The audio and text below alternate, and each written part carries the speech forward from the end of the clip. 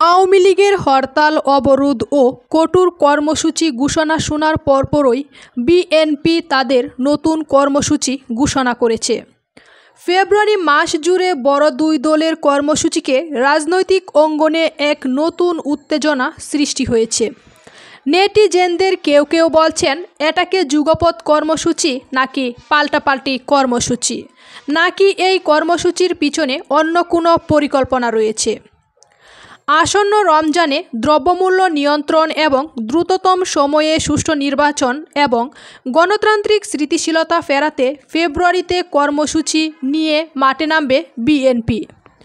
ঢাকাসহ সারা দেশে 2 দফায় সমাবেশ করার পরিকল্পনা করছে দলটি।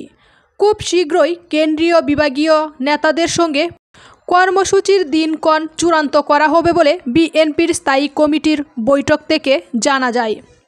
সোমবার রাতে বিএনপির স্থায়ী কমিটির বৈঠকে এ বিষয়ে নীতিগত সিদ্ধান্ত হয়েছে।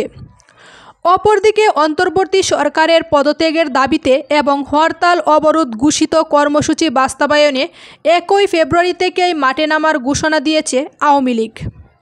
6 ফেব্রুয়ারি সারা দেশে প্রতিবাদ মিছিল ও সমাবেশ, আর 10 ফেব্রুয়ারি অনুষ্ঠিত হবে বিক্ষোভ মিছিল ও সমাবেশ। এছাড়াও 16 ফেব্রুয়ারি অবরোধ এবং 18 ফেব্রুয়ারির দেশব্যাপী সকাল সন্ধ্যা সর্বাত্মক কঠোর হরতাল কর্মসূচির ঘোষণা দিয়েছে বাংলাদেশ আওয়ামী লীগ দলটি।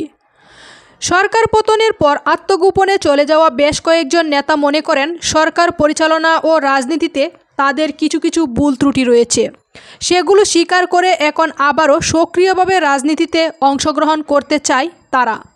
প্রবীণ নেতারা ভাবছেন 26শে মার্চ বাংলাদেশের স্বাধীনতা দিবসে তাদের সবাইকে দেশে ফিরে আসা উচিত।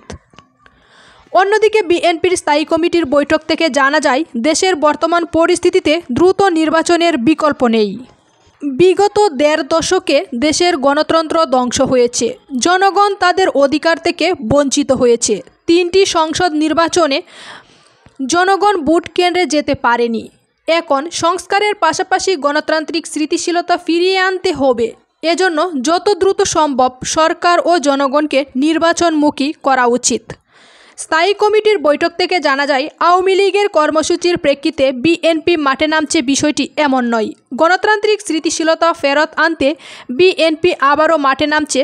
বিএনপি জনগণের ম্যান্ডেট নিয়ে রাজনীতি করে তাদের ভোটাধিকার আদায়সহ সুষ্ঠু নির্বাচন ও রমজানে দ্রব্যমূল্য নিয়ন্ত্রণে রাখতেই বিএনপির এই কর্মসূচি পালন করবে বলে জানিয়েছেন দলটির পক্ষ থেকে।